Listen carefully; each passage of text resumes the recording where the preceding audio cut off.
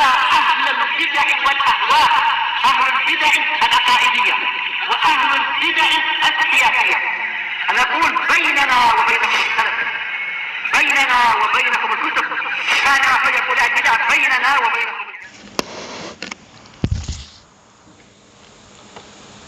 بسم الله الرحمن الرحيم.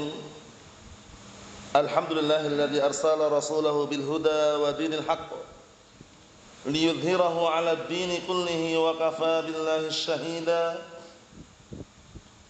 أشهد أن لا إله إلا الله وحده لا شريك له إقرارا به وتوحيدا، وأشهد أن محمدا عبده ورسوله صلى الله عليه وعلى آله وسلم تسليما مزيدا لا نبي بعده. Ikhwani fid din, a'azzani wa azzakumullah, barakallahu fikum. Sebelum kita melanjutkan bacaan terhadap kitab 300 hadis sahih muttafaqun alaih yang diambil dari kitab Riyadhus Shalihin, seperti biasanya hadis yang terakhir kita baca distorkan terlebih dahulu, yaitu hadis yang berisikan tentang adab-adab dalam safar. Termasuk daripada ajaran yang Rasulullah ajarkan kepada umatnya adalah beliau senang apabila safar di hari Kamis. Kemudian juga beliau memberikan anjuran agar seseorang ketika safar, kemudian setelah selesai urusannya, setelah selesai perkaranya, agar segera pulang kepada keluarganya. Karena safar itu adalah bagian atau potongan daripada azab, sehingga apabila selesai urusannya segera pulang kepada keluarganya. Senikmat apapun ketika orang safar istirahat, minum, makan, tetap akan merasakan letih dan capek. Beda halnya ketika dia di rumah bersama keluarga, makan bersama keluarga, minum bersama keluarga, kemudian istirahat pun di rumah, tentunya lebih nyaman. Oleh karena itu ketika orang safar, kemudian selesai urusannya, hendaknya segera pulang kepada keluarganya. Yang hafal dua-duanya disetorkan terlebih dahulu, yang hafal cuma satu setelahnya. Tafadhalu.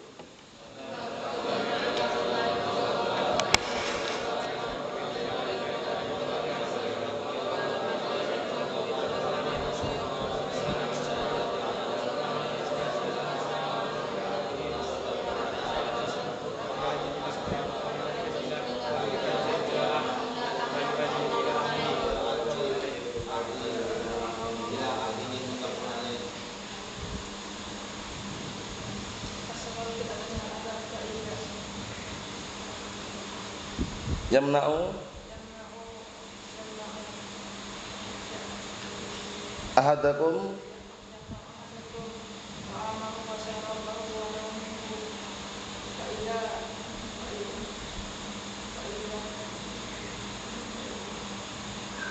fa idza qada.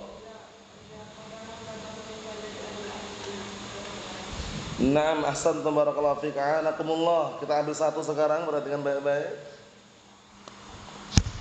Qala al-mu'allif athabahullah, tahrimu safaril mar'ah wahdaha. Penting ini, haramnya safarnya seorang wanita sendirian. Karena perempuan semuanya aurat. Al-mar'atu kulluha aurah. Perempuan semuanya aurat. Fa idza kharajat, apabila perempuan itu keluar, istashrafa syaitan, maka setan menghias-hiasnya. Makanya perempuan ketika keluar rumah, walaupun bukan safar, di hadapan laki-laki ajnabi, menggunakan apa? Hijab yang syar'i, jilbab yang syar'i. Hal ini telah disebutkan oleh Allah Subhanahu wa taala dalam Al-Qur'an Karim, surat Al-Ahzab ayat 59. Ayat yang terulang-ulang.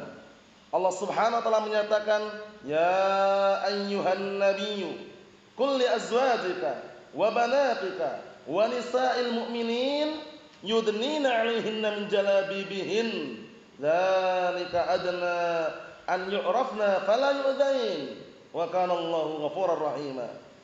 Artinya, wahai Nabi, katakanlah kepada istri-istrimu dan anak-anak perempuanmu dan istri-istri kaum mukminin agar mereka menjulurkan jilbab-jilbab mereka ke seluruh tubuh mereka. Agar mereka apa? Menjulurkan jilbab-jilbab mereka ke seluruh tubuh mereka. Yang demikian itu agar mudah dikenal dan tidak diganggu. Bayangkan. Biasanya akhwat bercadar, mudah dikenal. Mungkin di kampung cuma ada 3-4 orang biasanya, ya enggak? Sehingga ketika orang kesulitan mencari, mana di rumahnya fulanah bintu fulan? Yang mana loh? Itu yang bercadar, langsung ketemu, pojokan sendiri itu rumahnya. Mudah dikenal dan tidak diganggu. Perempuan kalau berhijab syar'i, berpakaian syar'i tertutup, mana ada laki-laki yang mengganggu? Tak ada laki-laki yang mengganggu di situ. Kenapa? Karena posisinya barakallahu fiik, dia menggunakan hijab yang syar'i. Hijab yang syar'i. Tapi kalau antum lihat, hijab gaul, kerudung gaul itu masih ada aja yang mengganggu. Mungkin dekat-dekat diajak kenalan, macam-macam. Paham ya? Nah, barakallahu fiik, yang namanya laki-laki jahat kan banyak. Nah, perempuan ketika dia berhijab dengan hijab syar'i, barakallahu fiik, berpakaian luas, longgar, lebar, kemudian tidak transparan, warna-warna gelap, tertutup auratnya, nah bercadar apabila memungkinkan pula, pakai burdah misalkan, penutup mata yang transparan itu ya, bagus. Enggak ada yang ganggu. Orang pun mau dekat takut. Laki-laki mau ganggu pun takut. Ya enggak? Tapi kalau pakaiannya seksi, berpakaian lebih telanjang, pakaian transparan, pakaian yang ketat, kemudian kerudung-kerudung yang gaul, pasti tidak aman dari gangguan. Ikhwani fid din, azza wa jazakumullah, barakallahu fikum. Jadi bab ini sudah kita paham kenapa diharamkan perempuan safar sendirian. Karena perempuan itu lemah. Makanya para ulama mengatakan 1000 wanita belum bisa jadi mahram untuk safar perempuan. 1000 perempuan tidak bisa jadikan mahram untuk safar seorang wanita. Karena perempuan itu lemah. Perempuan itu lemah. Tapi bagaimana syarat mahramiyah bagi wanita ketika hendak safar? Pertama, laki-laki. Kedua, dewasa. Ketiga, berakal. Rajulun balighun aqilun. Lelaki dewasa berakal baru bisa menjadi apa? Mahram. 1000 wanita mahramnya 1 tak masalah. Boleh-boleh saja. Karena intinya kan mahramnya ada. Tapi 1000 wanita untuk mahram tidak bisa. Mafhum? Ayo na'am. Dan ini termasuk bentuk perlindungan. Bagaimana syariat itu melindungi wanita, melindungi perempuan, bukan disia-siakan, bukan dihinakan. Wah, perempuan setiap kali keluar rumah harus pakai hijab, penat, pusing, pening kepalanya, panas. Kita katakan, panasnya mereka yang mereka rasakan di dunia ini belum seberapa nanti kalau panas di neraka, waliyadzubillah. Makanya kalau cuma menahan panas karena berjilbab, bersadar di dunia ini, tentunya ya harus bersabar. Paham ya? Karena itu nanti apa? Kenikmatan kelak di akhirat. Dan sebaik-baik perlindungan Allah dan Rasulnya. Allah dan Rasulnya mengatakan perempuan paling terbaik di mana? Di rumah, bukan di asrama. Paham ya? Bukan di pondok pesantren. Antum melihat kasus-kasus terjadi pemerkosaan, pencabulan di mana? Di rumah atau pondok pesantren? Di pondok pesantren. Makanya Ahlus Sunnah wal Jamaah sangat keras, sangat tegas dalam pembahasan ini, enggak sembarangan. Karena ingin mengembalikan wanita itu kepada tempat yang terbaik. 1, Allah Ta'ala mengatakan dalam Al-Quran Karim, waqarna fi buyutikunna, pendek, simpel, padat, enggak usah diowah-owah sudah. Enggak usah diubah-ubah sudah. Ayat itu sudah akurat. Pendek, simpel, padat, tapi aturan, hukum yang meletakkan siapa? Allah Subhanahu wa taala. Dan menetaplah kalian wahai para wanita di rumah-rumah kalian biar aman, tentram, tenang. Kalau antum di luar sana mungkin dengar kisah kejadian pondok pesantren fulan bin fulan, terjadi pemerkosaan di pondok pesantren. Ya enggak? perempuan, makanya perempuan yang paling bagusnya di rumah. Rasulullah mengatakan apa? La tamna'u ima Allah masajidallah wa buyutuhunna khairun lahunna. Ini pun pendek, simpel, padat, jangan diolah-olah juga. Kata Rasulullah apa? Wa buyutuhunna khairun lahunna. Rumah-rumah mereka itu lebih baik untuk mereka. Sekarang siapa yang mengatakan terbaik di rumah siapa? Allah dan Rasulnya. Kok muncul ada orang mengatakan di asrama lebih bagus katanya? Ustaz, di pondok lebih bagus Ustaz. Kata siapa? Kata fulan bin fulan. Allah dan Rasulnya mengatakan di rumah lebih baik. Apakah dia berani melawan Allah dan Rasulnya? Kan gitu. Kalau dia mengatakan di luar rumah, di asrama, di pondok pesantren lebih baik, berarti dia menantang gitu loh. Seakan-akan dia nggak terima dengan keputusan Allah dan Rasulnya. Hati-hati. Falyahdharil ladzina yukhalifuna an amrih an tusibahum fitnah aw yusibahum adzabun alim. Wa ma kana lil mu'minin wala mu'minatin idza qadallahu wa rasuluhu amran ay yakuna lahumul khiyaratu min amrihim.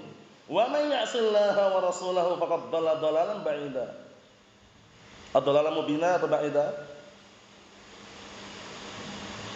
Mubina ya. Ba'ida. Mubina dalam Ahzab itu nam. Artinya apa barakallahu fi? Artinya perlindungan syariat itu sudah cukup sebenarnya. Jangan sampai manusia mengatur-ngatur kemudian apa? Keluar dari aturan syariat, berbahaya. Faham ya? Nah, jadi perempuan yang paling terbaik ini di rumah. Kecuali kalau darurat, keluar pun kalau jarak safar sama mahramnya. Kalaupun hanya dia belajar di pondok pesantren, pulang pergi. Tidurnya di mana? Di rumahnya aman, tentram. Makanya kalau antum melihat kasus kejadian-kejadian perempuan hamil di luar nikah, pemerkosaan, seringnya bukan di rumahnya, seringnya di pondok pesantren. Paham ya? 1, 2. Para salafun saleh ketika mereka mendidik anak-anak wanita mereka di mana? Didiknya. Enggak ada satupun yang dinukilkan dalam sejarah itu fulanah bintu fulan rihlah ke Baghdad, ke Syam, ada enggak? Enggak ada. Kalau ada tunjukkan satu aja. Paham ya? Cukup kita katakan orang-orang yang mengatakan bahwasanya yang bagus itu di pondok Ustaz. Kalau nginep di pondok pesantren hafal Al-Qur'an, nanti mereka punya adab, punya aturan atau yang semisalnya. Yang bagus di rumah. Allah Ta'ala mengatakan di rumah, dia mengatakan di asrama. Rasulullah SAW mengatakan lebih baik di rumah. Orang tersebut mengatakan di asrama lebih baik, lebih bagus. Allahul musta'an. Tidak ada ketetapan hukum yang lebih baik daripada Allah dan Rasulnya. Pahami baik-baik itu. Paham ya? Kalau ada salafnya baru kita mencontoh katanya salafi. Kalau salafi ini sebenarnya kemana? Kepada salaf, para sahabat, tabi'in, asbab tabi'in. Ada nggak salafnya? Fulanah bintu fulan rihlah ke Baghdad, ke Syam. Paham ya? Kemudian apa barakallahu fiik mengambil hadis berbulan-bulan, bertahun-tahun nginep di sana, ada enggak? Enggak ada. Yang ada itu fulan bin fulan. Muhammad bin Bashar, Muhammad bin Ja'far. Para aimah tersebut memang rehlah mereka. Duduk di majelis bersama gurunya, itu enggak tanggung-tanggung, bukan 2 tahun, 3 tahun, tapi berapa? 10 tahun, bahkan 20 tahun barakallahu fiik. Laki-laki semuanya. Cukup kita katakan kepada orang-orang yang mengatakan di luar rumah, di pondok pesantren lebih baik, lebih bagus. Cukup satu ayat ya, qul hatu burhanakum in kuntum shadiqin. Datangkan argumen kalian kalau kalian jujur. Paham ya? Sudah ditetapkan oleh Allah dan Rasulnya. Rumah lebih baik untuk wanita, dia malah mengatakan apa? Di asrama lebih baik katanya, di asrama lebih baik katanya. Paham ya? Nah, di asrama lebih baik katanya. Kita katakan tidak ada ketetapan yang lebih baik melainkan ketetapan Allah dan Rasulnya. Dah itu aja. Simpel, padat, selesai. Salafi nyontoh para salaf. Sunni mengikuti as-sunnah. Di dalam as-sunnah bagaimana perlindungan wanita? Wa buyutuhunna khairun lahunna. Rumah-rumah wanita lebih baik untuk mereka. Nah, ini sekedar selingan karena kaitannya dengan safar nih ya. Perempuan jauh-jauh dari Sumatera pergi ke Jawa, malah nggak pulang-pulang. Ditanya kemana? Di pondok pesantren katanya. Setahun 2 tahun baru pulang ke rumah. Safarnya sudah tanpa mahram, ditinggal tanpa mahram. Paham? Nah, Allahul musta'an. Allah musta'an. Kita lihat hadisnya biar tambah jelas. An Abi Hurairah radhiyallahu anhu, anna Rasulullah sallallahu alaihi wasallam qala, la yahillu limra'atin tu'minu billahi wal yawmil akhir tusafiru masiratan yawmin wa lailah illa ma'adhi mahramin 'alaiha. Muttafaqun alaih. Dipahami baik-baik ini? Kita ambil satu dan renungi biar nanti paham. Antum punya ibu, ya enggak? Antum punya saudari perempuan. Bagaimana hukum-hukum safar biar tahu? Bahkan bukan dibiarkan safar sendirian tanpa mahram, haram. Bahkan para ulama mengatakan haji umroh. Haji itu kan rukun Islam yang keberapa? Yang kelima kan, haji bagi yang mampu. Kalaupun perempuan itu mampu tapi gak ada mahramnya, gak wajib haji. Bayangkan itu. Karena mahramnya ini penting. Adapun mahram palsu gak diperbolehkan dalam syariat. Karena di Jakarta sana mungkin ada aja oknum-oknum yang dia cuma pengennya apa? Bisnis, uang, fulus, yang dijadikan paspor untuk mahram palsu. Biar bisa haji, biar bisa umroh, nggak boleh, haram. Paham ya? Nah, Rasulullah SAW mengatakan la yahillu limra'atin an tusafira illa ma'abi mahramin. Tidak halal bagi seorang wanita safar tanpa mahram. Kecuali bersama mahramnya baru boleh. Mahram syaratnya apa tadi? Laki-laki dewasa berakal. Kalaupun dia laki-laki tapi belum dewasa walaupun berakal, bukan mahram, belum bisa dijadikan mahram. Perhatikan ini ya. Atau dia laki-laki dewasa tapi enggak berakal, tidak bisa juga dijadikan mahram. Paham ya? Laki-laki dewasa berakal. Mafhum? Tujuannya tadi itu karena perempuan itu lemah. Kalau diganggu nggak bisa apa-apa, butuh lelaki yang bisa menolongnya dan melindunginya. Mafhum? Naam. Ikhwani fid din, azza wa jalla, barakallahu fikum. Banyak sekali perlindungan syariat terhadap wanita, di antaranya apa? Keluar rumah pakai nyawangi aja dilarang. Keluar rumah pakai nyawangi perempuan, biar wangi, biar harum, diperhatikan ini ya. Biar wangi, biar harum, kemudian dicium baunya lelaki yang lain, lelaki ajnabi atau semisalnya, itu aja dilarang dalam syariat. Divonis apa? Fahiya zaniyah, penzina. Bayangkan itu, hati-hati. Yang punya saudari, punya ibu, nah barakallahu fiik, punya anak perempuan, hati-hati. Jangan dibiarkan keluar rumah menggunakan wangi-wangian. Ancamannya berat. Sebutkan dalam hadis yang sahih, Nabi kita Muhammad alaihi salatu wassalam dengan semakna beliau mengatakan, ayyuma imra'atin kharajat wastaqtarrat famarrat ala qaumin liyajidu rihaha fahiya zaniyah. Perempuan mana saja keluar rumah kemudian pakai wangi-wangian agar kaum lelaki mencium baunya, fahiya zaniyah, maka perempuan tersebut penzina. Wal iyad billah. Bayangkan itu. Yang memvonis siapa ini? Rasulullah alaihi wasallam. Untuk apa? Agar wanita itu waspada. Karena wanita itu sumber fitnah yang paling besar melanda kaum lelaki. Antum lihat fitnah Bani Israil. Yang paling dahsyat fitnah mereka laki-laki atau perempuan? Perempuan. Hadis Abi Sa'id Al-Khudri, rawi Muslim. Apa kata Rasulullah alaihi salatu wassalam? Fattaqud dunya wattaqun nisaa. Fa inna awwala fitnati Bani Israil kanat fin nisa. Hati-hati kalian, waspadalah kalian terhadap fitnah dunia dan fitnah wanita. Karena sesungguhnya pertama kali fitnah yang melanda Bani Israil, fitnah wanita. Mafhum? Nah, barakallahu fiik. Dalam hadis yang lain, hadis Usamah bin Zaid muttafaqun alaih, Nabi kita Muhammad alaihi salatu wassalam, beliau menyatakan, "Ma taraktu ba'di fitnatan hiya adarru 'ala ar-rijali minan nisa." Tidaklah aku tinggalkan suatu fitnah yang lebih dahsyat melanda kaum lelaki melainkan fitnah wanita. Hati-hati barakallahu fiik. Naam. Makanya perempuan diwajibkan menggunakan hijab syar'i. Diwajibkan menggunakan apa barakallahu fiik? Naam, cadar. Kan katanya ulama yang lain mengatakan itu sunnah. Kalaupun itu pendapatnya sunnah, tapi pendapat yang kuat bukan sunnah, wajib. Kenapa? Karena menutup pintu fitnah wajib atau tidak? Wajib. Sedangkan fitnah perempuan itu tidak akan tertutup rapat, melainkan harus menutup wajahnya. Kaidahnya apa? Kaidah usul, ma la yatimul wajib illa bihi fahuwa wajib. Paham ya? Artinya apa? Sesuatu Kewajiban tidak akan sempurna kecuali harus melakukan sesuatu tersebut, maka sesuatu tadi hukumnya wajib.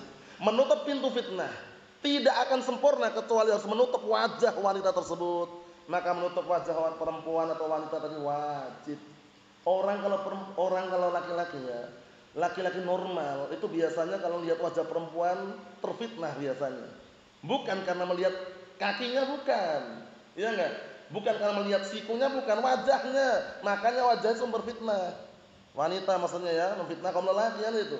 Nah, ikhwani fid din, azza wa jalla, barakallahu fikum. Satu dalil lagi. Hadis Uqbah bin Amr atau Uqbah bin Amir radhiyallahu anhu, muttafaqun alaih. Rasulullah SAW mengatakan, iyyaka wad-dukhula 'alan nisa. Faqala rajulun min al-ansar, ya Rasulullah, afaratul hamwa? Qala al-hamu al-maut. Hadisnya muttafaqun alaih. Artinya apa? Hati-hati kalian, waspadalah engkau masuk ke ruangan wanita yang bukan mahramnya. Akhirnya ada orang Ansar, salah seorang Ansar bertanya, wahai Rasulullah, bagaimana kalau perempuan tersebut adalah ipar sendiri?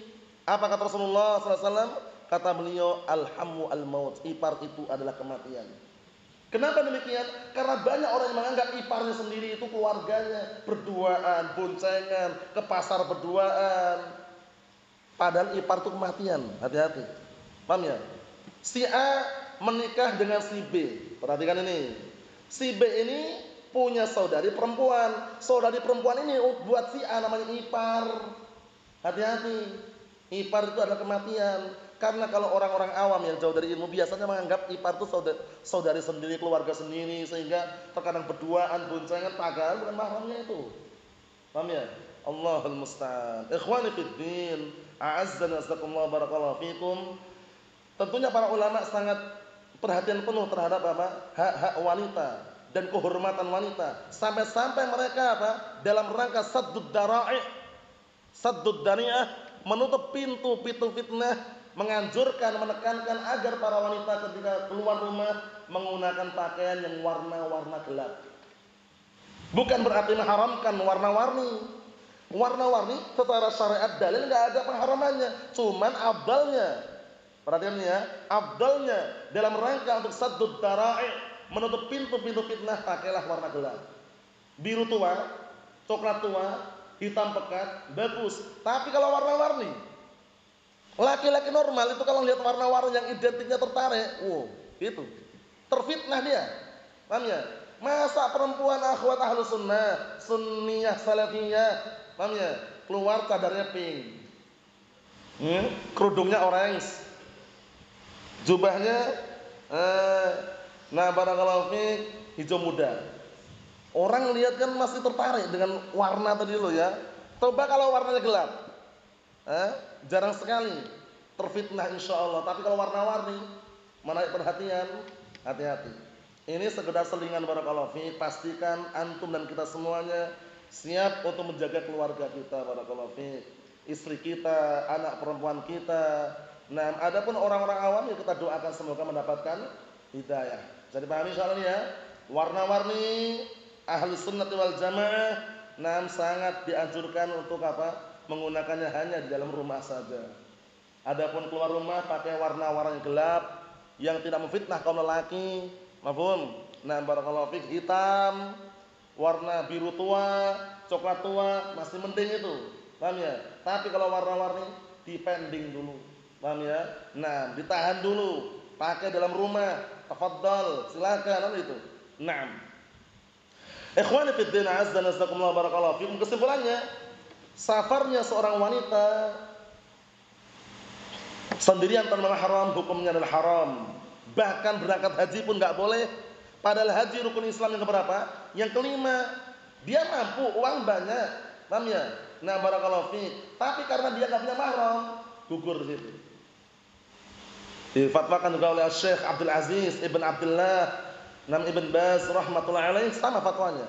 Dan juga beberapa waktu yang lalu ditanyakan juga kepada Syekhuna Al-Fadil Yahya bin Ali Al-Hajuri wafaqahullah, sama jawabannya.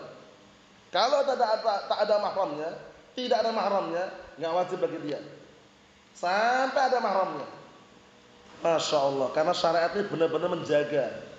Disebutkan dalam hadis yang mulia ini, perjalanan safar berapa tadi? tidak halal bagi seorang wanita yang beriman kepada Allah dan hari akhirat safar dengan jarak perjalanan sehari semalam kecuali bersama mahramnya.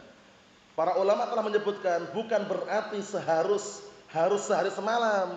Walaupun bukan sehari semalam, kalau itu jarak safar haram tanpa mahram. Bisa dipahami? Terus jarak safar itu berapa sih? Berapa kilo sih? Ada yang mengatakan katanya 3,5 kilo. Ada yang mengatakan 4 kilo. Paham ya? Kita katakan sebenarnya pendapat yang sahih itu kembali ke uruf. Kembali ke uruf, tradisi, adat istiadat setempat orang mengatakan safar atau tidak. Antum dari Pekanbaru ke Malaysia itu cuma 50 menit. Safar atau enggak? Safar naik pesawat 50 menit. Paham ya? Padahal jaraknya berkilo-kilo ya itu ya, berkilo-kilo. Paham ya? Nah, karena uruf mengatakan safar. Orang Pekanbaru mengatakan ke Malaysia safar enggak? Enggak ada. Mereka mengatakan ke Malaysia safar walaupun 50 menit. Mafhum? Nah, jadi untuk dipatoki dengan jarak kilo itu kadang-kala enggak akurat. Kalau harus dengan kilo ya. Kilo sekian kilo. Paham ya? Orang mengatakan sini Purworejo misalkan, safar. Sini Solo misalkan safar. Paham ya? Nah, barakallahu fiik, itu perlu diperhatikan. Jadi lafaz sehari semalam ini tidak harus. Kalau yang namanya safar walaupun cuma 50 menit pun harus ada mahramnya kalau itu wanita. Mafhum soalnya ya? Na'am barakallahu fiik. Ikhwani fid din, azza wa jalla, barakallahu fiikum. Perlu tanbih juga, peringatkan juga. Para ulama sama menyebutkan bahwasanya fitnah wanita ini memang paling dahsyat melanda kaum lelaki. Tapi ingat, ternyata ada ujian yang lebih dahsyat lagi juga. Tapi keluar dari batasan normal. Perhatikan ini ya. Laki-laki suka laki-laki. Hati-hati. Laki-laki kok suka sama laki, enggak normal dia. Disebut para ulama kalau laki-laki suka wanita itu setannya cuma satu yang goda. Tapi kalau laki-laki kok suka laki-laki, 10 setan yang goda. Bayangkan itu. Kalau antum mau lihat kitab Riyadhus Shalihin, antum punya, nah lihat sana. Imam Nawawi meletakkan bab tahrimun nadhar ilal murdan atau semakna itu. Bab haramnya melihat lelaki anak kecil yang belum tumbuh jenggotnya kalau terfitnah dengannya. Paham ya? Nah, barakallahu fiik. Maksudnya bagaimana? Maksudnya, nah kalau laki-laki kok cinta dengan laki-laki seperti cintanya dia dengan perempuan, enggak normal. Paham belum? Nah, barakallahu fiik.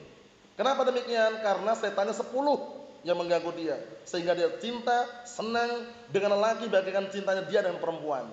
Tapi kalau laki-laki cinta dengan perempuan normal-normal saja, satu atau setan yang mengganggu situ. Paham? Tapi kalau laki-laki sama laki-laki berduaan, kemudian kalau ditinggal sama temannya sedih, pucat wajahnya, kemudian seakan-akan ditinggalkan seorang wanita, hati-hati. Itu semuanya.